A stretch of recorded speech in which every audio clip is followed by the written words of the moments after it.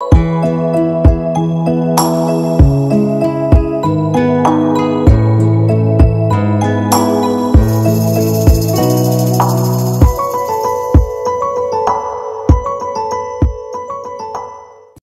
بر بیننده‌های عزیز شبکه پاتو. آرزوی بهترین ها را در هر گوشه دنیا که هستید بر هر یک شما عزیزا دارم. خرسند هستم باز هم با یک برنامه تازه در حضور گرم شما عزیزا هستیم از شبکه سیاسی پاتو و خیلی خوشحال هستم که همیشه ما را همراهی میکنین، در برنامه های ما سهم میگیرین، برنامه های ما را سابسکرایب و یگان کامنت و لایک هم میکنین. امیدوار هستم این سلسله را ادامه بدین، شبکه ما را سابسکرایب بکنین که بیشتر روحیه بگیریم و برنامه های خوب و بهتری را به حضور گرم شما عزیزا تقدیم بکنیم. امروز با برنامه جدید در حضور شما هستیم تا بر مسائل سیاسی و خیلی هم حاد اجتماعی بپردازیم و با شما مسائلی را در میان بگذاریم. امروز سروده از خامه شاعر وارسته یوسف کهزاد فقید با صدای هنرمند جوان و خیلی موفق کیانوش ریمی شنیدم و پای همه عزیزانی که در اون محفل اشتراک داشتن گریستم و بر درماندگی و بیچارگی سرزمین و مردم خودم حیران بود. در طول تاریخ بشر جنایت ها، قتل ها، ویرانگری ها و ستمگری ها را به گونه های مختلف و خیلی هم بزرگ دیده و خوانده ایم. گاه فراعنه، گاه امپراتورهای بزرگ، گاه اعراب، گاه چنگیز و گاه علاءالدین ها آمدند و قتل کردند و سوختند و برگشتند. ولی بعدها یاد گرفتند فرهنگ متفاوتی برگزینند و بر سرزمین های تحت سیطرهشان خاطره های بسیار جاودان از فرهنگ والا به جا بگذارند. ما شما شاهد هستیم همان چنگیزی که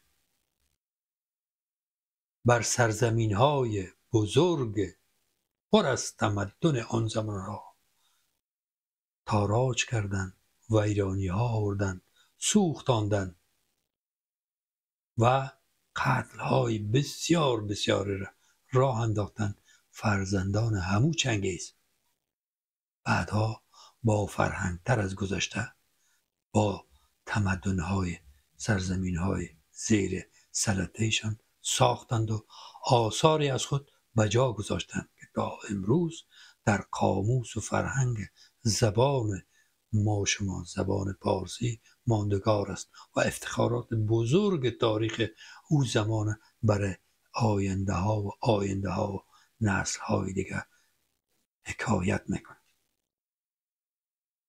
همان اعرابی که دیروزها میلیونها انسانهای وارسته سرزمینهای مختلف این گیتی را به خاک و خون کشاندند، قتل و عام کردند، شهرها را سوختاندند و ویران کردند، از خون همی آدمها، از خون همی مردمها آسیابها گشتاندند و نان پختند و بر عساکرشان خوراندند. همو اعراب امروز برای خودشان سرزمین های دارند بسیار پیشرفته که در سطح دنیا دست اول هستند. مردم هایی هستند که سرزمین های بسیار پیشرفته و مترقی و آرام و راحت دارند. برای خانواده هایشان، برای سرزمین هایشان خیلی هم خدمت بزرگ را انجام دادند و امروز در دنیا نمونه از بهترین سرزمین ها هستند. ولی با تأثیر و تأسف فراوان که در 100 سال اخیر زندگی سرزمین و سیاست‌های ما دستخوش باران‌هایی شده که هیچ از ناهنجاری‌های او نمیشه حرف زد و حتی از شنیدن و دیدن این جهنمی که بر سرزمین ما، بر مردم ما، بر جامعه بدبخت ما ایجاد شده، مو بر بدن انسان سیخ میشه. جنگ های پی در پی، اختلافات مختلف، همیشه دست بر دامن مردم ما شما میزنن. جنگ های ویرانگر و خانمانسول، جداهای جهل و خرافات با علم و تمدن بیشتر از هر چیز دیگه ما رو به کام مرگ بردن. 10 میلیون آواره ملک های دیگران، میلیون ها کشته، هزارها هزار معیوب بی دست و بی پا، جان از جان انسان دور میکنه، نفس در سینه آدم تنگی میکنه. ولی هنوزم که هنوز است، در سرزمین ما بر طبل نفاق و بیخردی کوفته میشه و هر روز قربانی های تازه تر بیشتر میگیره و ما هر لحظه و هر روز و هر ساعت بر گذشته های خود، بر گذشته هایی که آن هم در فقر و غریبی ولی با عواطف انسانی بسیار با مهربانی سر و کار داشتیم، حسرت میخوریم. حسرت کابل و ایرانه که گذشته خودن که مردم هیچ چیز نداشتن بر سر سفره‌هایشان و جز یک نان خشک و یک گیلاس چای تلخ. ولی امروز وقتی میبینیم که دامن جنگ گسترده تر شده میره، جامعه و ایرانی بیشتر شده میره، با همو گذشته های زیبایی که مردم در صلح و آرامش زندگی میکردن حسرت میخوریم. چی شد که به این روزگار رسیدیم و چی شد که به این سرنوشت شوم گرفتار شدیم؟ امروز در این برنامه میخواهیم کنکاش کنیم روی مسائل سیاسی که ما را به چنین روز گرفتار ساخته. مهمان عزیزم، دوست خیلی گرامی و ارجمند من، دکتر صاحب حمیدالله مفید، کارشناس مسائل سیاسی و یکی از نخبه های سیاست های چند دهه اخیر هستند، با ما در برنامه هستند. ایشان را به برنامه خوش آمد میگیم. خوش آمدین دکتر صاحب عزیز به برنامه خودتان. درود و سلام میر جناب انجینیر فایز بزرگوار، یکی از شخصیت‌ها و شاعر سنجیده سخن شعر زبان فارسی امروز و انجینیر ورزیده و شخصیت برازنده برنامه ساز خوب برنامه زیبای پاتوق. اجازه بدید من درودای گرم خدمت شما بینندگان گران ارجمند و دوستانی که در پی آن برنامه شما رو بینم از ژرفای دلم پیشکش کنم. من در خدمت شما قرار دارم. ممنون دکتر صاحب عزیز. طوری که شنیدین واقعا امروز روز بود که من اتفاقی سر زدم با یوتیوب یک آهنگ از دوست عزیز همه مردم ما شما که در گوشه و کنار جهان هستن، با امی آهنگی که شنیدن واقعا اکثریت مطلق با هم رد بدل میکنن و بر بیتش گریه میکنن و اشک میریزن و ناراحت هستن. یاد از کابل و ایرانه که ما بود و کابلی که ما و شما در او نفس راحت میکشیدیم یک زمان، حداقل با اما غریبی و فقیری و بیچارگی که مردم داشتن، باز هم حداقل جنگ نبود و نفاق نبود و تا این حد سرزمین ما به این گودال مشقت گرفتار نشده بود. دکتر صاحب شما چه نظر دارین؟ چی شده از ما و شما را؟ باید به خاطر نشان ساخت که جهان بقلمون رنگارنگ است. شما در جهان زندگی میکنین که سیاست خوار مادر نمیشناسن. متاسفانه یک بعد نادرست سیاسی که در جهان امروز حاکم است، بی تفاوتی نسبت به جهان است. شما این بی تفاوتی را در تمام رشته های جهان میبینین. با درد و دریغ، با انحلال سوسیالیسم و کمپ بزرگ سوسیالیسم و جهان سوسیالیسم، جهان یک دست شده و امپریالیسم در کل و قدرت سیاسی و اقتصاد و بازار آزاد به مثابه عنصر رهبری کننده جهان همه شبکه‌های اقتصادی، اجتماعی و فرهنگی جهان در حالت تلاطم قرار دادن. شما می‌بینید که جنگ‌های بسیار ناسوده و لجوجانه در جهان جریان داره. در هر جایی که می‌بینید لجاجت سخن اول میزنه. شما حرفای رئیس جمهور امریکا آقای ترامپ می‌بینید که با لجاجت، با خیره‌سری و با توحش حکومت میکنه و هر چی که دلش میشه میگه. یک روز میخواد کانادا رو بگیره، یک روز میخواد کانادا رو نگیره، یک روز میخواد گرینلند بگیره، یک روز میخواد گرینلند نگیره. امروز جالب است که در یک کشور از به نام سودان که در اونجا در بین دو گروه جنگ جریان داره، RSF یا به نام رایپر سوپر فاونیشن و خود ISF یا قطعات خود دولت سودان بعد از مرگ بعد از دستگیری یا در سال 2019 بشار عمر البشیر، اون کشور امروز اعلان میکنه که در اوج ما دیدیم که گویا اسناد برای رسیده که از مواد کیمیایی استفاده شده در جنگ از فسفر استفاده کردن و این خلاف کنونسیون CVC است و ما کسایی که کار کردن مجازات میکنیم و تحذیرات جدید علیه سودانی که دو پارچه شده، سودان شمالی و جنوبی شده. 49 میلیون مسلمان داره، بزرگترین کشور افریقایی، سومین کشور بزرگ افریقایی است و دومین کشور بزرگ عربی است، زبان عربی حاکم است. 11 میلیون فقر در حالت فقر زندگی میکنن از 49 میلیون. او رو میخواد دوباره سرش تعزیرات بکنه. این قلدری است جهان. یا با شما جنگ اوکراین و روسیه رو میبینید، هر دو طرف با قلدری، با خیره‌سری تمام خواستار عملی نمیکنن. اروپا با خیره‌سری در مسئله دخالت میکنه، روسیه با خیره‌سری پافشاری میکنه، هنوزم هیچ چیز رو نمیپذیره. هر وقت دلش بمباردمان میکنه، هر وقت دلش چله میکنه، هر وقت دلش زندانی رها میکنه. اوکراین به می پیمانه با رندی گای اروپا میره. امروز آمده در آلمان. بسیار جالب است که بدون غیر مترقبه دلش هر جا شد میره، هر جا شد میشینه، هر جا شد سخنرانی میکنه و علیه روسیه گپ میزنه. شما میبینید در اسرائیل فلسطین بدبختانه ما در قلدری ترین دوران سیاسی زندگی میکنیم.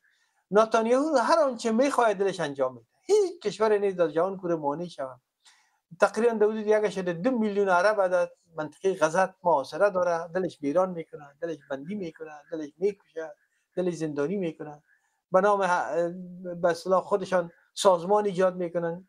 اول سپتامبر سیاه تحت رهبری جورج بش ایجاد کرد، باز دید که نشد، باز رفت به جان حماس ایجاد کرد و رنتیسی و شیخ احمد و چند نفر وادار ساخت، باز خود از او بازد، باز بالاخره اونا را اجازه داد که بیان در جشن مشهور شبت شلونش در به اصطلاح بغره و گروگان بگیره بکشه.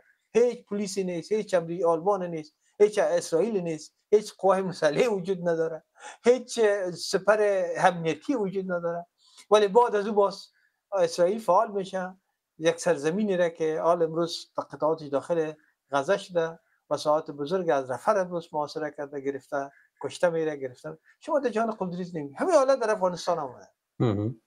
شما در افغانستان زندگی میکنین که ایره آگاهانه، هوشیارانه 3 تیره، ما شما در بازی های خود که بودیم 3 تیر داشتیم، 3 تیر نامانوس و 3 تیر شوم بدبختی، یعنی خلیلزاد، کرزی و غنی در تبانی با طالبا، اینمی سرزمینی را که تازه آرزوهای مردم به شکوفه می نشست، تازه پرچم یا درفش دموکراسی و آزادی در بخش از کشور میشه گفت. با توده های انتخابات جعلی شما شاهد هستین که با چی جعل کاری ها، با چی فریب، با استفاده از خلیزات به اسم شمشیر داموکلوس علیه نیروهای سایر تبارها 2 بار 3 بار در اسناد برآمده که خود جان کری در کتاب مشهورش یادآوری میکنه که در تمام انتخابات هم کرزی باخته بود هم غنی باخته. ولی با قلدری، با اینمی خیره‌سری، با اینمی دخالت به مورد خلیجات هر بار اینمی 2 آدم مداری سیاسی رو در قدرت آوردن. شما میبینین که در شمال به نام DDR خل سلام میکنن. تمام نیروهایش خل سلام میکنن، منطقه را عاری از اسلحه میسازن برای از اینکه بار دوم تجارب یا اندوخته ها یا فراکردهایی که طالبان در جنگ با ناردلیانس یا جنبش شمال داشتن، این بار باید جنبش شمال خونسا کنن و بعد اولین بار جای شمال بدخشان میگیرن، بعد عقب میشینین، بعد بیان به ترتیب میگیرن. رهبران تاجک و هزاره و ازبک سه جنبش یا سه ملیت سه تبار را که باعث یک نیروی به نام نارد الیانس علیه طالبان می جنگیدن، اونا را آوردن در ملوث ساختن، با پول با رشوت سر از اونا کلا مونن. اینا هم بدون از اینکه بفهمن با چه چک و عطن و رقص شما شاهد هستین که اینا خل سلای دیدیر کردن، ولی همزمان بری کرزی و غنی در جنوب به نام اربکی میسازن، اونا رو مسلح میسازن، اینا رو مسلح میسازن. حتی جان کری در یادداشت خود در کتاب خود که نوشته میکنه روز بهتر از دیروز به صراحت میشه میکنه که کرزی مبلغ 24 میلیون دلار به منظور احیای بعدی طالبان سرمایه گذاری میکنه. حتی می آدم در کتاب خود میگه که کرزی برای ما آمد که دشمن ما طالبان نیست، دشمن ما نارد الیانس است، باید یک کار کنیم که نارد الیانس رو ببینیم. شما ببینید که تمام کارکردهای ایالات متحده آمریکا واقعا برزمی آمد. وقتی که آمد 1 میلیارد اسنادی که خود ایالات متحده آمریکا برملا ساخته، واشنگتن پست افشا کرده در مصاحبه چندین خود 1 میلیارد دلار آمریکا برای زدن طالبان سرمایه گذاری کرد. آمد به جنبش شمال داد، برای از اونا داد، پولای بسیار انگفت را اسلحه داد، مهمات داد، طالبان عقب نشینی کردن، طالبان نابود کردن و اسلحه مدرن و بهترین اسلحه و افزار جنگی در اختیار از اونا گذاشت. خب رهبرای از اونا با استفاده از این پول کلش میلیونر شد. دیگه بخوایم نخوایم هم فهیم میلیونر شد، مارشال فهیم میلیونر شد، هم بدرای دوست احمد شاه مسعود میلیونر شد، هم دوستم میلیونر شد، هم خلیلی میلیونر شد. اینا کشن با این پولای بادکده ایالات متحده آمریکا، اینا رو مصرف پول ساخت. بله. و اصل هدف اساسی از اینا که در افغانستان ایجاد یک جامعه دموکراسی و آزادی و ببینید شما تا با آخر کرزی و خلیزاد و غنی اجازه ندادن که در این کشور به اصطلاح انتخابات از طریق احزاب سیاسی شود. اجازه ندادن که در تمام جهان ما دموکراسی داریم، احزاب سیاسی 105 حزب راجستر شده در کشور وجود داشت.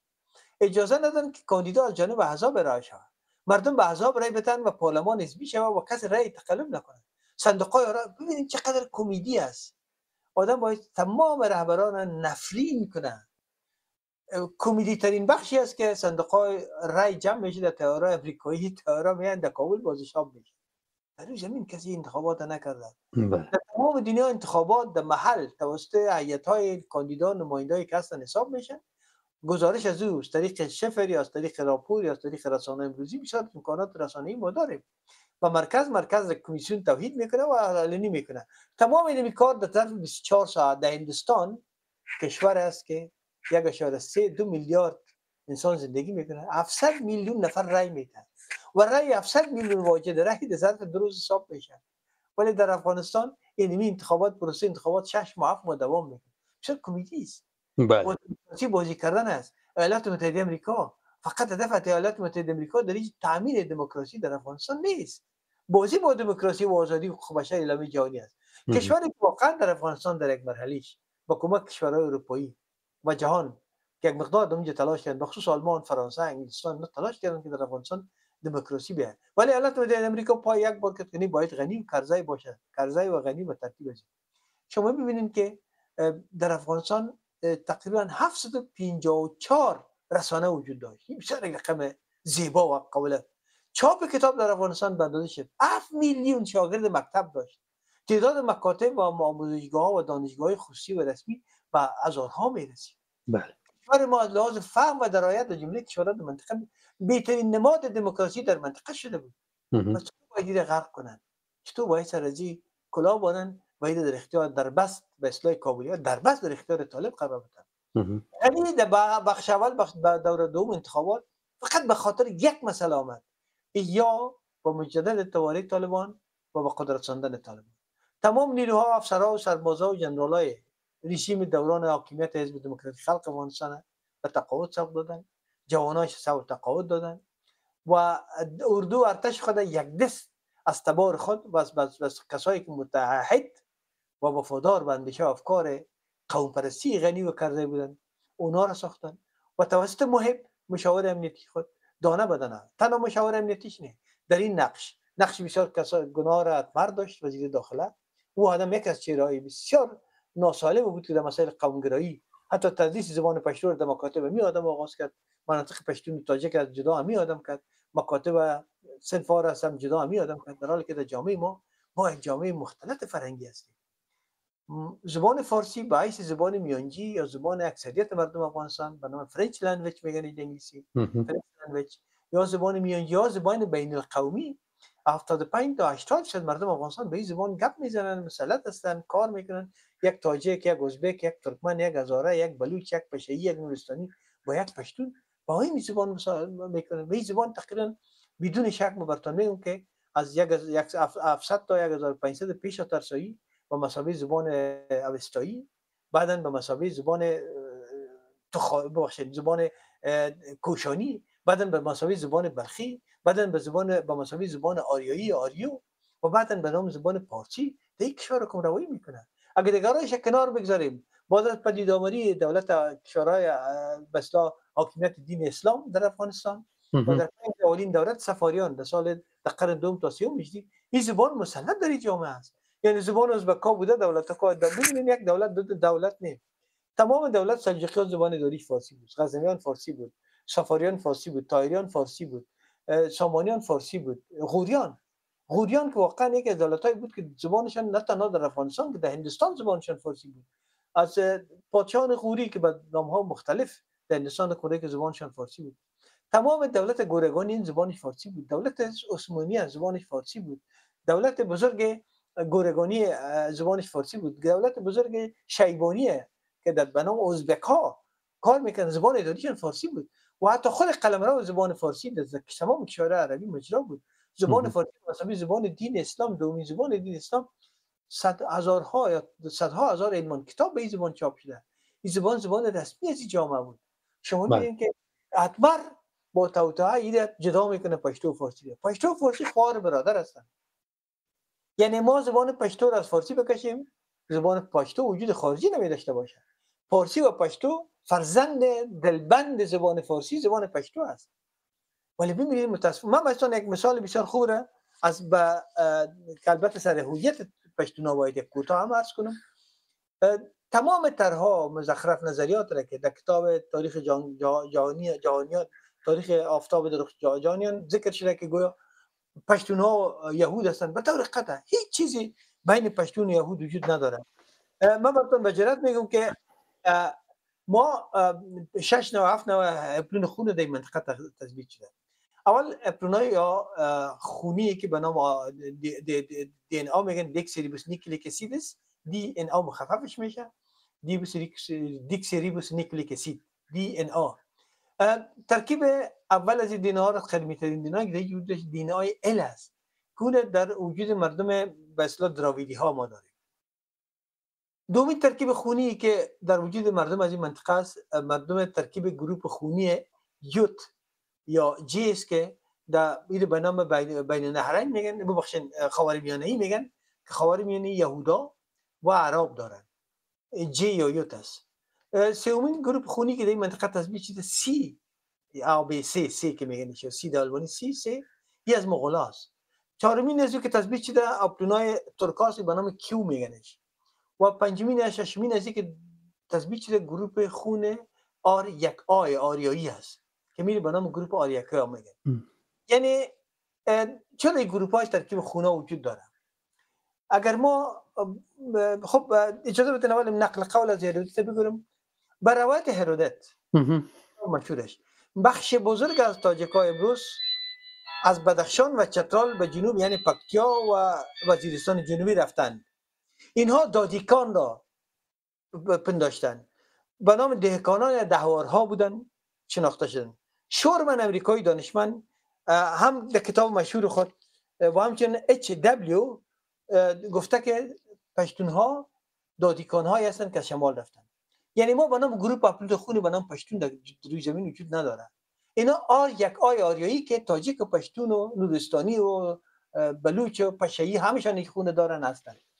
از لحاظ گروه خونی پشتون تاجیک در یک گروه خونه و دومین سند داره که ما میخوایم خدمت شما عرض کنیم که در گروه خون هیچ پشتون ما شما نه ال داریم، نه یوت بسیار داریم، 1% اگه داشته باشیم، نه جیر داریم، نه کیور داریم و آر اینس یک است، مثل تاجیکاست و مثل پشتون است. و دومین مسئله که ما میخوایم عرض کنیم از لحاظ دینای زبانی است. دینای زبانی تقریبا ما خودم پیدا کردیم در حدود 117 واژه‌ای که در زبان پشتو به کار میره. این واژه‌های از زبان‌های پامیری در زبان‌های پامیری مشترکه، یا با زبان منجانی مشترک داره یا زبان واخانی یا خوانی یا شغنانی یا سینگلیچی. این واژه‌ها مثلا این واژه یه و یا میگن، در منجانی یو میگن، دویا میگن، زوی میگن. به این ترتیب صدها واژه است. یعنی معنی از این است که این واژه سر به خود در زبان پشتون آمده و تقریبا در حدود 60-65 واژه است که از زبان مثل تولنه، مثل تولواق، مثل مینه، امثال از ایناست که از زبان به اصطلاح خود پنجابی در زبان پشتو آمده و چی مقبول گفته که چترال به این منطقه چیز دارن. خب این حالت بیانگر از این است که این مردم از این مردم است. چطور ما برای سوال پرسش پیدا میشه، پس در اول خود میگیم که چطور جرأت کرد آقای اتمر که پشتو را از فارسی در مکاتب جدا کرد؟ آغاز خباثت سیاسی و خباثت فرهنگی از اینجا آغاز میشه. این مسئله متاسفانه در کشور ما ادامه پیدا کرد. خب خونی چرا متفاوت است؟ شما وقتی که به تاریخ پیدایش میکنیم، با انسان‌های قدیمی ترین موجودات که به دو پا رفتن و نام آسترالوپیتکوس ها میگفتن. دومین گروه های انسانی چندین ما با 7 نوع گروه انسانی سر کار داریم. ما فقط 5 یا 6 تاش براتون با تمام جزئیاتش میگیم. گروه اول یک گروه از انسان‌ها به نام انسان‌هایی که به اصطلاح نیاندرتال هاست که شما در تاریخ میفهمید که در بدخشان افغانستان و اپرون‌های از اینا پیدا شدن، زندگی میکردن، در تاجیکستان هم زندگی میکردن، در اروپا هستن، قدای بلند داشتن، مغزشون 850 گرم بود، از ما 650 گرم است. اونا انسان‌های مثل ولی عدم تطابق یا ادپتیشن با محیط اونا از بین رفتن. 3% دینا از اونا در روی زمین موندن. دومین گروه بزرگ انسان‌های نیاندرتال ها هستند. کرومانیون ها هستند. کرومانیون ها یک گروه از انسان ها بودند که در روی زمین زندگی میکردن، انسان نماها بودند. اونا هم یک مقدار تلاش کردن در زمین ولی نسبت عدم تطابق با محیط از بین رفتن. سوم از ادیسیلین ها هستند. ادیسیلین ها را انسان های ابزارساز میگن.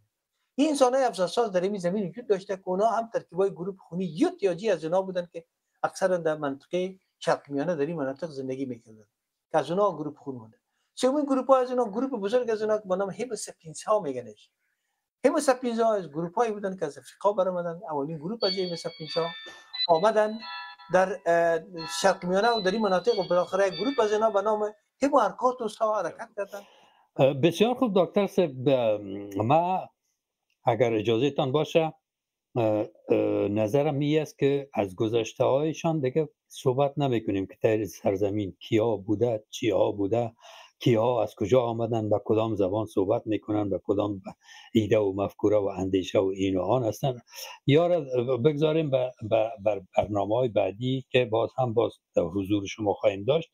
نظرم ما سوال پرسشم این است که چرا ما به چنین روز گرفتار شدیم که حتی برای داشتن یک کابل 40 سال پیش یا 45 سال پیش حسرت میخوریم، گریه ها میکنیم و آرزو میکنیم که پس حداقل شرایط زمینه مساعد شود که ما اونمو قسم یک وقت سرزمین داشته باشیم، مردم ما دونمو فقر زندگی کنن ولی جنگ نباشه، اتفاق باشه، یکی دیگه خود بپذیریم، سر دسترخوان همدیگه خود بشینیم، از نان و نمک یکی دیگه خود بخوریم و ارزش ها و دوستی ها و برادری ها و همه چیزهای ما پس دوباره سر جایش بیاید.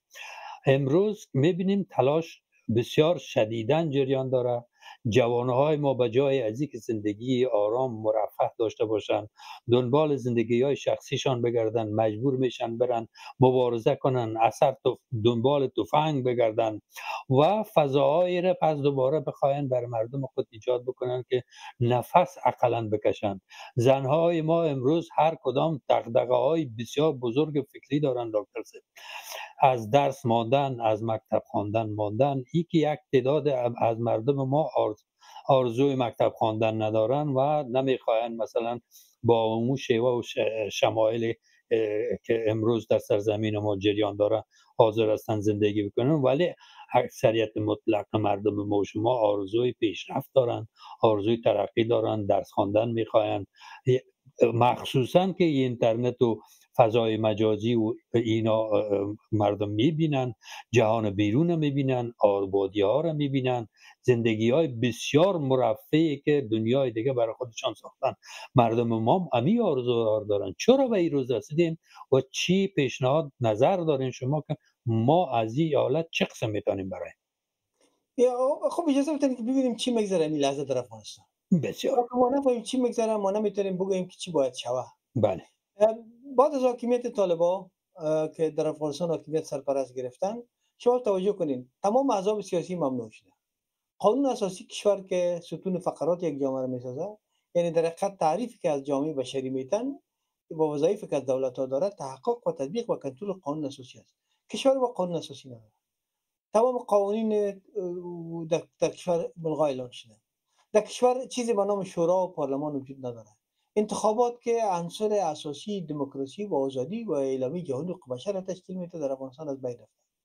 آموزش، تعلیم و تربیت بر اساس کنوانسیون‌های مختلف سال 1969، 1989، 1979 ملل متحد که وظیفه از او است و حق زنان در افغانستان به طور قطع از بین رفته. تدریس و آموزش زنان تا صنف 7 از او به بعد اجازه ندارند. متاسفانه دیروز تصمیم گرفته شد که کار زنان در تمام عرصه‌ها آهسته آهسته از بین بره.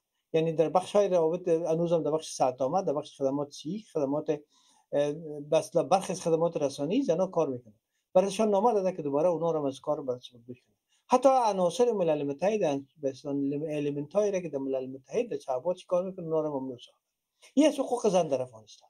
آزادی دموکراسی به طور قطع وجود نداره. آزادی مسافرت وجود نداره. کنترل در کشور به شدت جریان داره. بر اساس جنگ ها و توطئات تا مدت که کشته شده بردن از خانه کشیدن تقریبا در حدود 19,000 نفر اینا قتل صحرایی کردن کشتن و ارقام در ملل متحد افتیده. به همین ترتیب در حدود 17 تا 20,000 زندانی سیاسی که گویا اونا از نظر از اونا موافقشان نیستن وجود داره. از ملایمان گرفته تا کسایی که جنگ بر آزادی میکنن، سربازا، افسرهای رژیم قبلی را تثبیت هویت سربازا و رژیم قبلی و کارمندان استخبارات قبلی بدون چون و چرا ادامه داره یا باید از مسئله فرار 8 میلیون شهروند کشور ما تا از افغانستان فرار کردن. یک رقم بسیار درشت است. بله. بعد از سودان که 11 میلیون فرار کرد، افغانستان اولین کشور است که 8 میلیون فراری داره. خب این حالت فقر میاد در افغانستان با کشیدن خانم‌ها از کار که یک عنصر عالی برای خدمات بود. دوم معاش متقاعدین، بازنشستگان، معلولین و کسایی که در جریان جنگ‌ها آسیب دیدن و از کار اجتماعی مفید اجتماعی به دور شدن. حقوق تقاعد بازنشستگی از به طور قطع اجرا نمیشه، ممنوع شده، بند است. یعنی فکر کنین که در این مدت از عمل سود جوازات حال سیمو کسی یک سنت، یک پول، یک دینار، یک افغانی، یک پول نگرفته.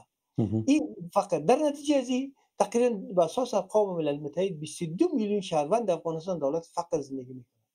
مسائل فرهنگی در افغانستان چاپ کتب به طور قطع آمده. ما پیشتر براتون گفتم که در کشور ما 700 چند رسانه وجود داشت. فعلا اونا رو آوردن به 121 رسانه و 121 رسانه رو آوردن تقریبا به 12 13 تلویزیون. او تلویزیون ها رو موظف ساختن که کنترل کنن که تمام تبلیغات به نفع طالب و حاکمیت موجود کنن و کوچه انتقاد میکنن و لحظه دستگیر میکنن میبرنش. خود این یک حالت استبداد در افغانستان. من تعجب میکنم که کسی که در اتحاد شوروی وقت ماستری گرفته یا دکترا گرفته مارکسیسم لنینیسم خوانده و باعث یک انسان نیرومند چپ و یا کسی که در اروپا زندگی میکنه خانمش درس میخونه دختر چطور دلش وجدانش اجازه میده برش بره و از طالب دفاع کنه و در برابر حکومت طالب سکوت کنه. ما بسیار دکترای رو میشناسیم، پروفسورای رو میشناسیم که متاسفانه امی لحظه از حکومت موجود دفاع میکنه. اینجاست که آغاز بدبختی است. آغاز سانحه این نزیج است. دیگه پیش از سانحه نیست. پیش از هیچ بدبختی نیست. آغاز بدبختی از این است که یک آدم به خاطر گرایش‌های قومیش تمام منافع اجتماعی سیاسی کشوری که 22 میلیون نفر زیر فقر زندگی میکنه، یعنی از 42 میلیون 45 میلیون نفر 50% نفوس ما زیر فقر است. در این کشور در این حالت یا آدم کل زیر کنار میگذاره. حاکمیت چی است؟ یک حاکمیت توتالیتره که امی لحظه حاکمیت خود گسترش میده. شما ببینید یک بخش تعلیم تربیه را براتون مثال میزنم. در افغانستان در شهر کابل 5500 مدرسه دینی مکاتب مدرسه تشکیل شده. یعنی شاگردان باید لنگی بزنن، پیراهن بپوشن، دسن بشن، تنها تعلیمات دینی و هم به زبان پشتو تدریس میشه. خب شما بالاخره از این جامعه میخواین چی بسازن؟ تعداد سربازان و افسران وابسته به حاکمیت سرپرست طالب که قدرت گرفتن 4000 نفر گروه حقانی آمد ارگ از غزنی از غنی شرافتمندانه با محبت و عشق قومی تسلیم شد. بله. امروز با 22 میلیون 22000 نفر تمام قطعات بدری و قطعات نظامی طالبا بسته سرشماری شده. اسنادی که در ملل متحد در گوگل افتیده میتونن دوستان ملاحظه کنن. امروز اینوی رو به 175,000 افزود کردن و این افزودی جریان داره. تمام ارتش یا نیروهای وابسته به او که البدری میگننش تمامش از یک قوم یک تبار پشتون و تمامش هم به جوانایی هستن که در مغز از اونا فقط یک چیز تزریق شده، زبان پشتو و تاجیک هزاره ازبک کافر هستن. اینا باید مطرود شوند، اینا حق ندارن در جامعه زندگی کنن. خود قوم ستیزی و فارسی ستیزی به چه انجام میشه در کشور؟ شما ایره یک زمینی بسیار خوب دکتر سه ما میخواستم در این نکته تبصره کنم که مخصوصا مخاطب ما سیاستمدارای سرزمین ماست، مخصوصا سیاستمدارای پشتون تبار ما.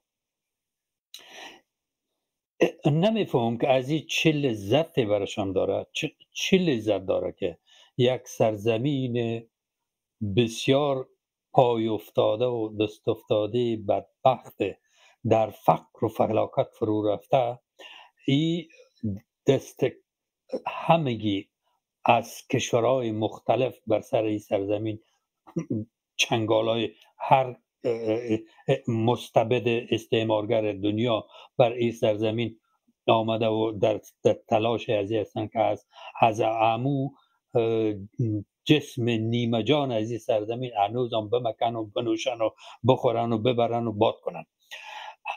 تا این حد ما در فلاکت فرو رفتیم، نتیجهش به چشم سر میبینیم چه لذت داره برای امی سیاست مدارای ما.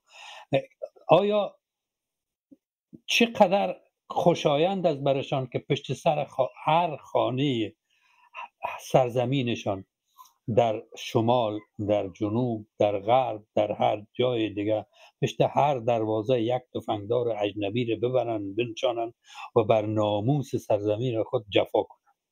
اینا چه لذت میبرن از این؟ من نفهمیدم دکتر. شما در این مورد چی گفتنی دارین؟ خب بدبختی بعد دوم بدبختی که میخواستم خدمت شما عرض کنم همین مسئله پشتیبانی کورکورانه است. بولادویسی یک نویسنده فرانسوی است، کتاب داره به نام سیاست پیروی یا تبعی که اگه انسان چطور کورکورانه پیروی میکنه سیاست یا به اصطلاح کسی که داوطلبانه تمام آزادی‌ها دموکراسی خود در اختیار دیگران میگذاره. این به اصطلاح یکی از کتاب بسیار مشهور است. و آدم در این کتاب خود به صراحت میگه که جهل و قومگرایی مفرط و افراطی و دینگرایی افراطی و عامل اصلی تمام بدبختی بشر است که انسان آزادی، دموکراسی، عقلانیت و خرد خود به خاطر منافعی که در درون خودش ایجاد شده، تلقین شده یا تعمیم شده، به خاطر از اون تمام دموکراسی، آزادی بشر و تمام از اینا را در اختیار یک شخص دیکتاتور قرار میده و در دفاع قرار میده. این دو علامت داره. اولش جهل است، دومش همین جهل موجب میشه که اینا به شکل کورکورانه و داوطلبانه تمام امتیازات جامعه را در اختیار دیکتاتورها قرار بدن و ناسیونالیسم تنگ نظرانه مزخرفی که این آدم در درون خود پرورانده. و نمونه از این رو میگه که شما میبینید که در آلمان نازیسم در دورانی که هملر معاونش به چکسلواکیا میره و در اونجا تربیه میکنه یا در زندان‌ها دکتر طبی که باید بشینه مردم تداوی کنه و زهر در وجود انسان‌ها پیچکاری میکنه، در وجود کسی که نمیشناسش، در وجود کسی که میفهمه مثل خودش احساس داره، در وجود کسی که خودش رو عاطفه داره، به خاطر که مثل خودش نیست در درون از او زهر پیچکاری میکنه بدون از اینکه بفهمه آدم گناهی مرتکب شده، در حالی که اون شریفترین انسان است، بی‌غرض‌ترین انسان است، یک انسان محبوب قلوب است، یک نویسنده است، یک دانشمند است. اما این آدم به خاطر نفرتی که به رنگ از او داره، به نام از او داره، به خاطر از او این کارو میکنه. اینی چیزی که ما به سانحه فکری در جامعه مواجه میشیم. این بدبختی به اساس دولابویسی نویسنده فرانسوی که کتاب مشهور خود به اصطلاح نشته کرده، او وابسته میشه به اینکه انسان چقدر برداشت از جامعه داره، چقدر ضعف در درون از این وجود داره. شما ببینید من یک دکتر را میشناسم که در یک ساختار حزب مثلا آبادی یا حزب دموکراسی و ترقی و مثال از اونا در شخصیت، ولی این آدم حاضر نیست یک کلمه علیه طالب بگه. تا طالب میگیری موی جانش میخیزه. ساختار در اختیار گرفته، میخوایم ساختار در اختیارش باشه، میگه دموکراسی است، آزادی، ترقی و عدالت، زیر از این واژه‌ها بازی میکنه، اما علیه طالب صحبت نمیکنه، علیه دینبر صحبت نمیکنه.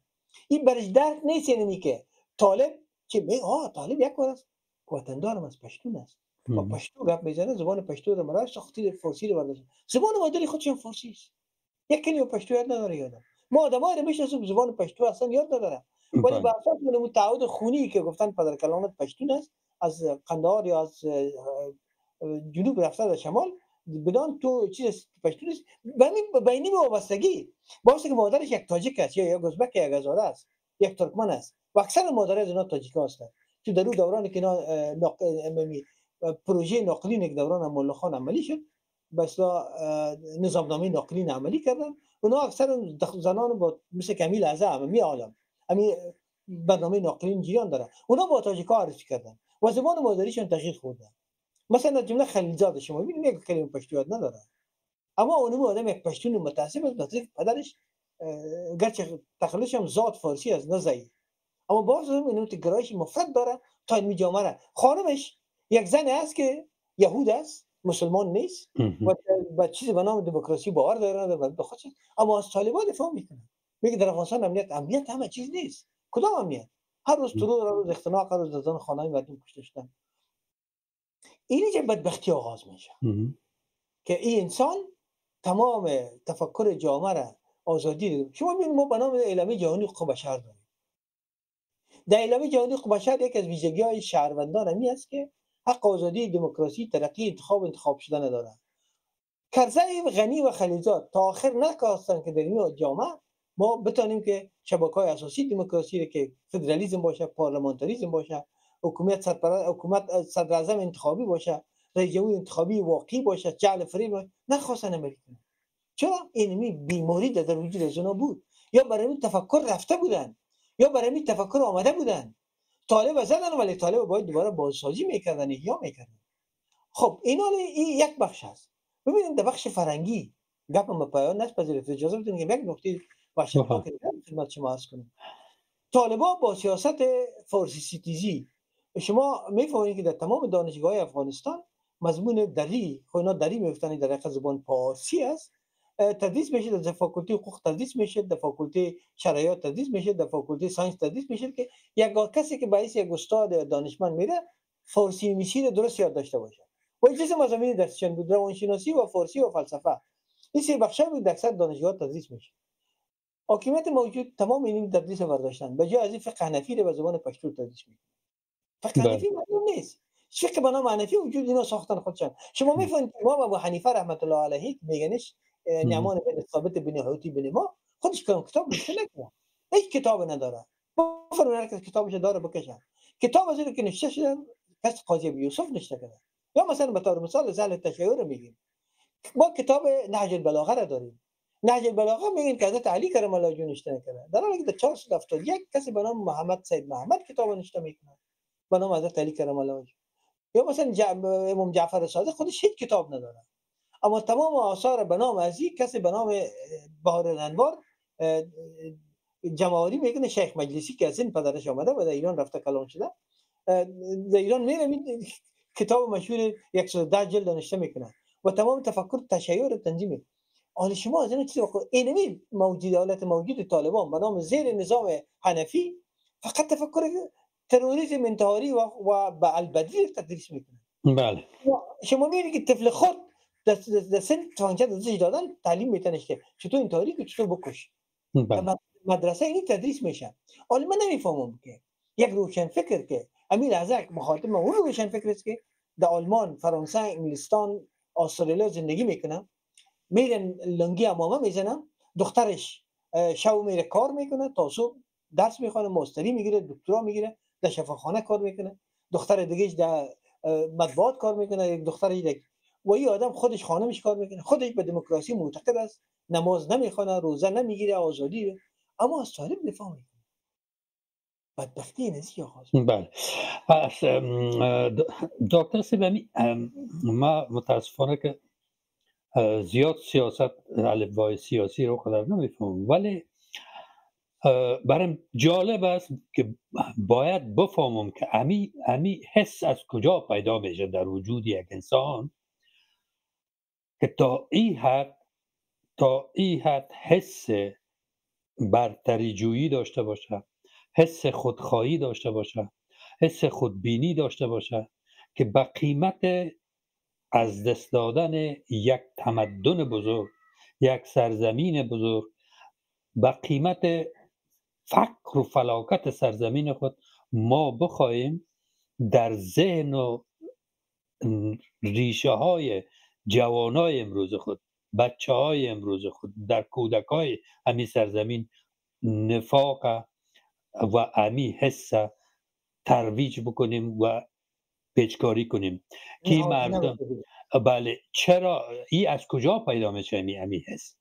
این البته ببینید یک مسئله است متاسفانه که در جامعه بخویه در افغانستان یک تفکر بسیار ناسودی در خانواده ها وجود داره. به طور مثال در بخش از ولایات کشور، در بخش از خانواده، تمام خانواده نیست، من مطمئن هستم که ما پشتونای بسیار متفکر با شخصیت داریم، دانشمندان داریم. اولین مکتب، اولین مجله در افغانستان مولوی عبدالرؤوف قنداری رهبری میکرد. تاج تاریخ همون نشته کرده، سراج الاخبار به اصطلاح پشتون بوده، نویسنده‌های پشتون واجد داریم، متفکرین داریم، استادای دانشگاه ما بهترین پشتونا رو داشتیم که بر زبان فارسی خدمت کرده. با این دانشمندا و استادا شخصیت‌هایی هستند که تاریخ افتخار از اونا رو میکنن. اونا که جایشان خالی، جای از اونا پر. اما متاسفانه در بخش از خانواده‌های پشتون این تفکر نهادینه شده. به این معنی که طفل که تولد میشه برای پیش از که برش بگه تو کیستی میگه دا تاجیکان چه دی، دا هزارگان چه دی، دا شایان دی، دا ازبکان چه دی، تا دشمنان دی. دی مو پرجدی، دی وجنی، دی تجربه خرابی، دی نپرجدی، باید دوی وجنی. دشمنی در این میگه درون از این نهادینه میشه. خصوص در برخی از خانواده در ولایت پکتیا، قندهار و جلال آباد متاسفانه این تفکر نهادینه شده. اون در درونش عجین ساخته، نهادینه ساخته که دشمن توی نمی است. وقتی که آدم میره ماستری میگیره، دکترا میگیره، تحصیل میکنه، این تفکر در درون از وجود داره. او از اون چیز نبرآمده، خودش فارسی صحبت میکنه، فارسی درس خوانده، در کابل آمده، معشوقه فارسی داره، عشق میکنه، رقص میکنه، عطن میکنه، میره، ریش نداره، موی سر خود میتراشه، لباس شیک میپوشه، نکتایی میپوشه، اما این در درونش هست. وقتی که برای شکست میگه که او بروده که نبودی چی پشتونیه، در طالبان که دویم پختونو دی مجدنو نو سکته وای سر طالبان سر دو پارسی جیبو وجنی دو تاجیکان دی وطن باسی د ازبکان و باسی د هزارگان سوق دی دای مغولان دی و باسی. این آدم چشت میزنه که این بیادر من راست میگه والا، اما او بیادر برده میسازه. او برادر سر شانه از این دمی لحظه سواد شده، این ماستر دکترا داره در روسیه، در فرانسه، در آلمان درس خونده، خلیلزاد است، اما می آدم در سر شانهش امی طالبی که به اصطلاح بگیم ملا برادر سر شانه کاکه مقبوله. این می آدمی که دکترا داره در امریکا درس خونده، در الازهر درس خونده، بعد رفته در امریکا دکترا گرفته به نام دکتر خلیلزاد، زلمه خلیلزاد، سر شانهش میشینه چون روان از این گراو گرفته دیگه، هیچ بردهش است. اینمی ملا برادر رو برده خود ساخته. ملا برادر که در مدرسه حقانی پشاور درس خوانده، صرف 12 بالاتر نخوانده، در اون وقت در امریکا بود انگلیسی یاد گرفته. این آدم این برده ساخته. یک آدم دیگه به نام مولوی هیبت الله حبت الله، سه نام داره. هیبت به معنای ترس، هیبت الله ترس و وحشت خدا، یا اول نام کافر است. دوم گروه حبت الله ساختن که حب به معنای دانه است، یا ایدچمی بیت ایگرده کوره حب یا دانه رو میگن. دانه یا حبه که دانه که میرویه به اصطلاح گل، ما شما دانه گل میگیمش یا ساقه گل، او حبه میگن در زبان عربی. و یا حب به حی حبیبیه یا هی حمی، دوستی محبت میگه. حبت الله یعنی دوست خدا. همین آدم در سه نام است. ما نمیفهمیم نام از این آدم چی است. اینمی آدم با اونوی با فرامین خود، با در نظر داشتن از اینکه به یک زبان پشتو صحبت میکنن و تعصب جدی نسبت به فارسی و ازبکی و ترکمنی و گویشای آزادگی داره، با آمریکا داره، با فرانسه داره، با تمدن بشری داره، با انسانیت داره، با تمدن عرب داره، با تمدن سوریه و فرانسه و انگلستان، با تمام از اینا داره، با تمدن هند داره. یه آدم با اینمی بی تمدنی خود، با اینمی بی سوادی خود سرنشانای مثلا دکتر بصیر رنجبر یا کبیر رنجبر یا یک دکتر یا پروفسور یا مثلا دکتر آقای جناب ولی که میشه وزیر بشه شیشته و او آدم به راهنمایی میکنه و یه آدم با احساس اینمی درون شما گفتین که درون ولی نهادی نشده نوشته شما بفهمون به طرفداری طالب است. بله من برای طالب دفاع میکنه. اون نشته میکنه که چرا شما جشن فارسی رو گرفتید. ببین آقای ولی در نشته خود نشه کرده که در روز زبان مادری چرا فارسی رو تحلیل کنید، شما خودتون فارسی زبان کلان است. جان برادر امروز زبان فارسی از گردش اداری در افغانستان برآمده. تمام فرامین ملاحظه طلب زبان پشتو است. زبان فارسی تدریس دپارتمنت فارسی که در هر بنام دپارتمنت دری در فاکولته ادبیات و علوم بشری افغانستان در فاکولته دانشکده ادبیات ما 4 صنف 62 نفره و 63 نفره داشتیم. او رو منحل کرد بالاخره به یک صنف هم 20 نفر ساختن و او رو فارغ التحصیلات نمیگونن در دست نمیمونن. شما عریضه به زبان فارسی بتین در مکاتب ادارات دولتی رو که تمپلت میزنن. تمام فرامین به یک زبان است. شما صحبت از رهبران طالب به زبان فارسی شنیدین؟ با جز یک نفر که وزیر پترولیوم است و آدم زبان فارسی است، اونمون فارسی گپ میزنن و شما در ملوه ها و جلسات میشینین شما میبینید به زبان انگلیسی پشتو است. خب چی است؟ تو می تبعیض نمیبینی رفیق ولی عزیز وقتی که صدا میکنن برات که زبان مادری فارسی باز میگه چرا زبان فارسی تدلیل میکنن؟ خب زبان جهانی است. و برادر چی ساختن شما میلازه؟ زبان جهانی بین‌المللی خودت به زبان پشتو چرا نشته نمیکنی؟ رفیق جناب آقای ولی چرا به زبان پشتو نشته نمیکنی؟ زبان مادریت است. پشتو نسی تو که دفاع میکنی از طالب. اما متاسفانه اونو نهادینه ساختن دشمنی با تاجیک، با فارسی، با پشتون، با هزاره، با ازبک، با ترکمن، با بلوچ، با پشایی، این دشمنی است. با واسه که خود از اینا شمال آمدن دادی ها هستن، اما با اون مردم خود با اون برادر خودم دشمنی میکنه. با خود خودم دشمنی میکنه به خاطر یک زبان. با پیوند زبان میتونه تغییر پذیر باشه. این ما با اون اشاره که شما فرمودین بله این نهادینه شده درون از اینا. متاسفانه یه آدم دیگه نه دانشمند است، نه خردمند است، نه دکترا داره، نه پروفسور است، نه دانشمند، نه کمیتی، نه مارکسیست، نه لنینیست است، یک طالب است و در نیمی لباس طالب ما بسیار کسایی میشناسیم شهر آمبورگ ما از افغانستان آمده یک کلمه بگویی به طالب علی توطئه میکنه، در نفرات علی تلفن میکنه، وحشت بر سرت ایجاد میکنه. حالا تو با چی طرف میکنی؟ با این آدم چی توقع داری؟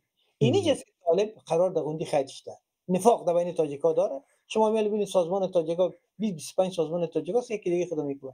همین لحظه که ما شما صحبت میکنیم بچه ربانی علیه احمد مسعود است، علیه احمد مسعود به علیه استاد عطا است، استاد عطا علیه بیادرای مسعود است، بیادران مسعود علیه نمیفهم قانونی است، قانونی باز علیه اینا وحدت ندارن. در بین از اونا منو ایجاد میکنن.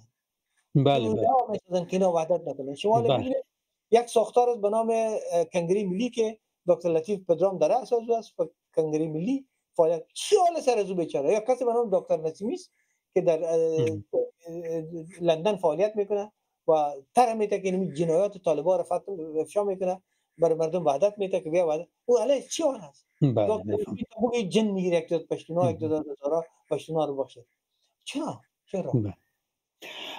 به هر صورت دکتر در کل کسی که حس وطن دوستی داره، حب وطن به اصطلاح گذشته در دل و در روان و در زمینش وجود داره، کسی که مردم خود دوست داره، کسی که فرهنگ و زبان و گذشته و تاریخ و داشته های ارزش های معنوی سرزمین خود دوست داره، فقط آرزوش بهترین آرزوش این است که یک روزی سرزمین داشته باشیم دور از نفاق، دور از جنگ، دور از این بدبختی هایی که امروز سر مردم ما آمده و ما هم حداقل با معنا زندگی کنیم مثل مردم دیگه دنیا، مثل مردم های دیگه سرزمین ها برای پیشرفت و ترقی سرزمین خود تلاش کنیم، چیزهای تازه بسازیم، زحمت بکشیم که سرزمین خود آباد بسازیم و تمام خوبی هایی که در دیگه دنیا وجود داره برای مردم های دیگه سرزمین ها ما برای مردم خود هم داشته باشیم.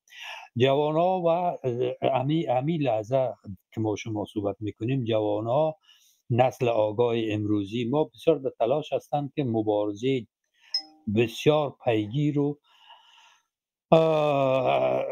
نفسگیر داشته باشند و سر دوباره آغاز بکنن به خاطر ساختن یک جامعه که در او عدالت باشه، در او همگی یکی دیگه خود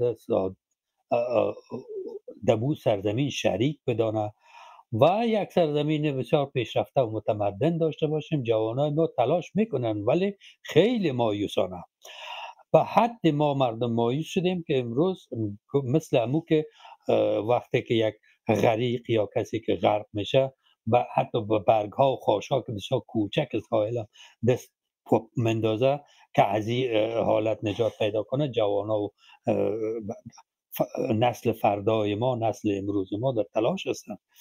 ولی متاسفانه همه قدر که جوان ها در تلاش هستند که از این حالت بیرون شوند، نیروهای وجود داره که در مقابل از اینا تلاش میکنن که به اصطلاح بر حقانیت امروز کسایی که حاکم هستن در سرزمین ما بکوشن و تلاش بکنن که اونا را به اصطلاح چه بگن توجیه بکنن، سفید نمایی بکنن و اونا را در انظار مردم دنیا براعت بدن، در حالی که هیچ امکان نداره که جهان متمدن امروزی یک سرزمین به این حالتی که ما داریم بپذیرن و قبول بکنن که ما جز جامعه جهانی هستیم و حقوق بشر اینا رو میشناسیم و چی و چی و چی.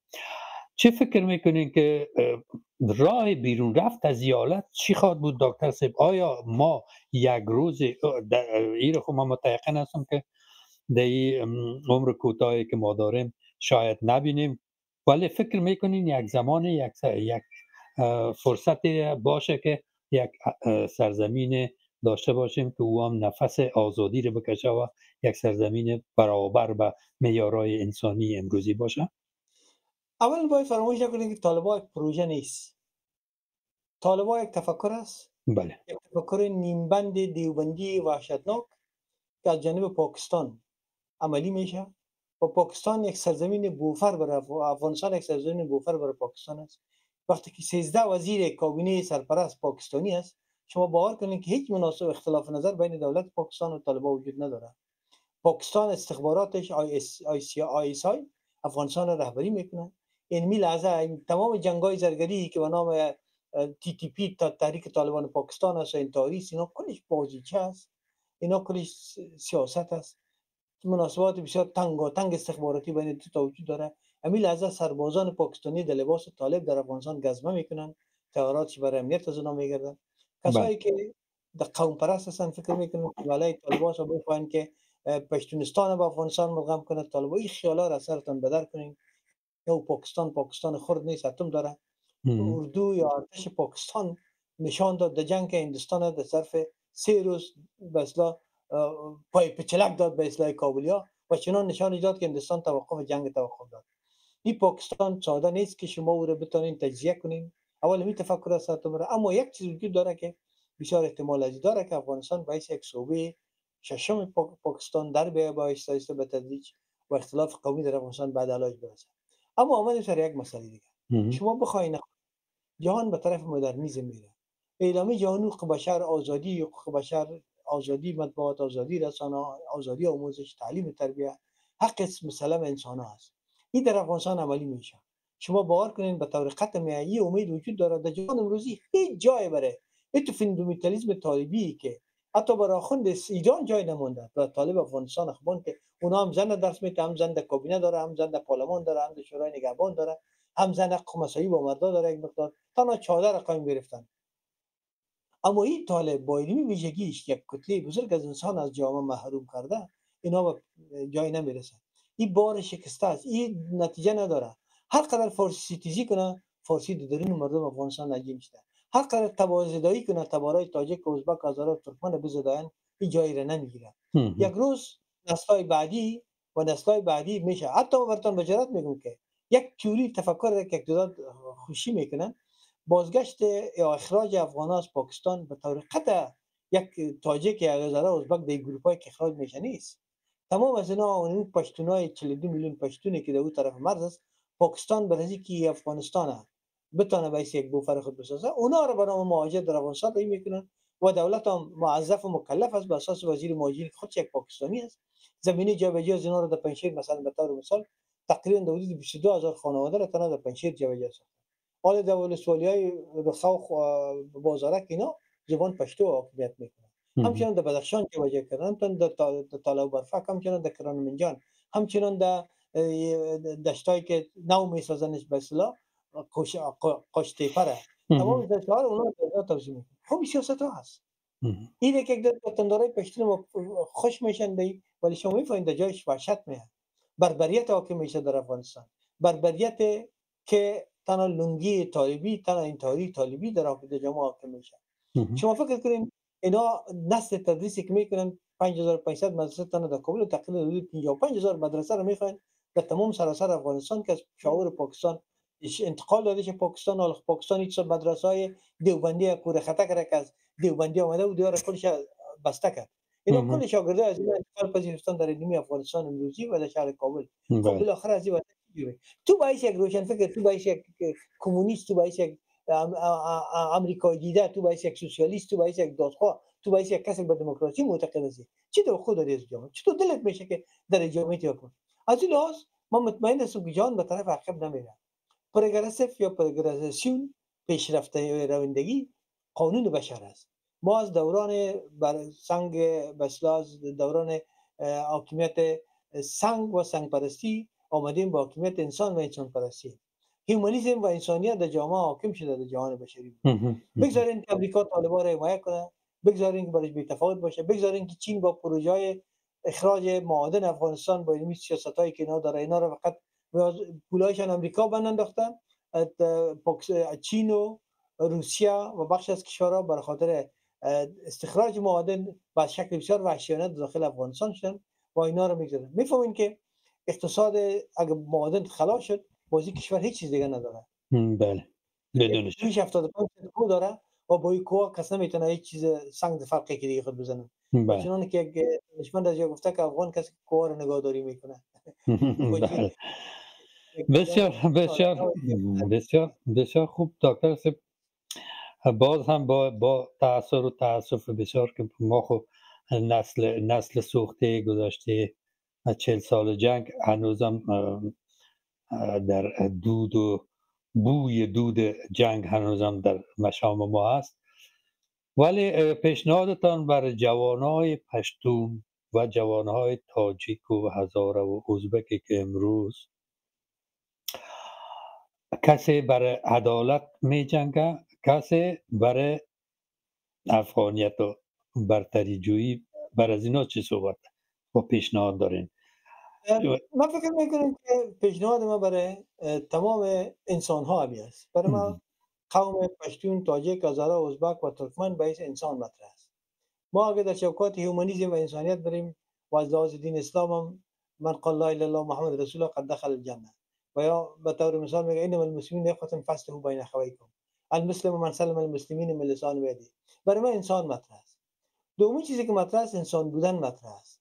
تفکر انسانیت و هیومانیسم بر امروز برای ما حکم میکنه که ما هیچ نوع تبعیض بین انسان ها وجود نداره. بویژه خطاب ما تاجیک و پشتون است که این دو تبار یک تبار واحد خونی هستند. دوشان تبار خونیشان در این آیشان آر یک است، نباید با هم دشمنی کنند. اما خطاب ما به جوانان پشتون است که شما با رفتنتان به طرف طالبان، با تایید اندیشه افکار طالبی، با گرایشتان به تفکر طالبانیزم که در افغانستان وحشت، بربریت و تمام مکاتب و مدارس برای انتحاریون و به اصطلاح البدریون تربیه میکنه، خواهش میکنم شما از این اندیشه افکار دوری کنین. شما در جامعه تان همونطور برای خواهرت درس میخوانی، برای مادرت احترام قائل میشی، برای زن افغان احترام قائل شی. اما خودت میخوای درس بخونی، ماستری میگیری، لیسانس میگیری، در جامعه میخوای جای پای داشته باشی، زندگی کنی، این نمی حقوق به یک هزاره هم بده، به یک ازبک هم بده، به یک تاجیک هم بده، به هر انسان دیگه بده. جامعه رو به طور هیومانیسم به انسانیت ببینی. گرایش های قومی برسو یک بایس یک جوان هیچ جایی نداره. ما در قرن 20 اگر یک امریکایی خود امریکایی بپنداره، اگر یک آلمانی خود آلمانی بپنداره، دیگرها را بد ببینه. این ناسیونالیسم یک مکتب بسیار درست است به شرطی که دیگرها را بد نبینه. اگه بد ببینه او به فاشیسم تبدیل میشه و فاشیسم بدترین مکتب است. بله. شما میتونید که زبان پشتو از تبار پشتون و از تبار پشتون افغان یک معنا داره، دفاع کنید، ولی هیچ وقت با خود اجازه ندید که یک تاجیک، یک هزاره، یک ازبک، یک ترکمن بکنید. تو اجازه بدی که 75% مردم افغانستان با زبان فارسی صحبت میکنه، عاشقانه ای حمایت کنید. بشه دریگرایی ها، تبعیض نژادی، تبعیض قومی برای یک جوان شرم است. بنابراین اگه میخوای که در خانوادهت انسانیت داری، اگه میخوای در جامعه که زندگی میکنه در مثل اروپا، فرانسه، آلمان، انگلستان، اونجا به دموکراسی معتقد هستی، میری رای میدی، خانم دخترت بچه‌ت رای میده، این خبر هم شهروندان هموطن در افغانستان هم قائل شد. برای نمی مبارزه که در افغانستان یک روز حاکمیت انسانیت حکم روایی شود، زبان انسانیت باشه، دموکراسی، ترقی، عدالت اجتماعی و دادخواهی و قانون در جامعه حکم روایی شود، دمی را مبارزه کن. تقاضا میکنم گرایش‌های قومی برای و این لباس مزخرف گندیده و متعفن از وجودت بکش. باعث یک انسان تبدیل شد و در جامعه انسانی و انسانیت و هومانیسم مبارزه کن. در اون حالت است که امید پیدا میشه که جامعه ما به جامعه انسانی، یک سرزمین افغانستان واحد انسانی شهروندی داشته باشیم که در روز تو با افتخار بشینی و زبان پشتو صحبت کنی و اجازه پشتونیم زده دی جامعه وطن انسانیم او دا انسانیت ما هدف دی. زه غواړم چې او تاجکم انسان دی، یو هزارم انسان دی، یو ازبکم انسان دی، دوی هم حق لري چې تعلیم وکړي، تربیه وکړي. دا فارسی ژبه چې دی دا د وطن د 9% خلک په دې ژبه کې خبرې کوي. دا اجازه لري چې بیرته د افغانستان د خلکو ژبه اوسي او یو فرنج لانګویج، یو میانجی لانګویج او یا د بین القومي ژبه په دوباره په دې وطن کې حکم راواسي. زما زبا هم د دې سره ترڅنګ د دې په سیوري کې رشد وکړي، د شناسی واژه‌های پشتو صورت بگیره، کار تحقیقاتی در زبان پشتو صورت بگیره، این کارهای علمی صورت بگیره، تا تبعیض قومی، تا تبعیض ژمانی، تا تبعیض فارسیتیزی شما رو به جای نمیکشاند. انسان بودن، انسان شدن و انسانگرا بودن بزرگترین نعمت است که در جامعه امروزی کارا میشه. در این حالت ما افغانستان مرفع، آزاد، مستقل، قانونی که در اینجا حاکمیت به مردم تعلق بگیره و حاکمیت محلی به مردم محل تعلق داشته باشه، تمام مناقشات در محل حل شود و جامعه یک جامعه انسانی شود، یک جامعه قانون و قانونگذاری داشته باشیم، احزاب سیاسی باشم، احزاب سیاسی انتخاب کنه. تو از یک فرانسوی کم نیست، تو از یک آلمانی کم نیستی، تو ورته پښتوني ته د آلمانی لږ نه، ته د فرانسوي نه لږ نه، ته عقل خرد لري، دویم لري، دا وطن لري، ته وطن لري، ته کوشش وکړه، ته تلاش وکړه چې خپل وطن دوی په وطن غونډه جوړ کړي، نه دا سیاست دا بدبخت وطن چې فقر، مصیبت، گرسنگی او قومي تبعیض په دې کې وکړوي لري او یو ګور د طالبانو په نوم انتحاري او بدی تربیه کړي. د دې نه ځان وساته، هغه وخت انسان شي بیا هو یو پښتون شي او انسان شي. اوس چې داسې نه لشرمیږم چې تاسو سره خبرې وکړم. تشکر دکتر صاحب عزیز، بسیار توضیحات خوب، حرفای خوب. امروز اتفاقا که درد دل داشتیم با شما، حرفای خیلی عاطفی گفتیم و خیلی هم صحبتای که در ذهن و ضمیر هر آگاه سرزمین ما باید جا گرفته باشه. از حضورتان یک جان تشکر، سپاسگزار. برنامه خوبی بود، ممنون شما. از شما سپاسگزار.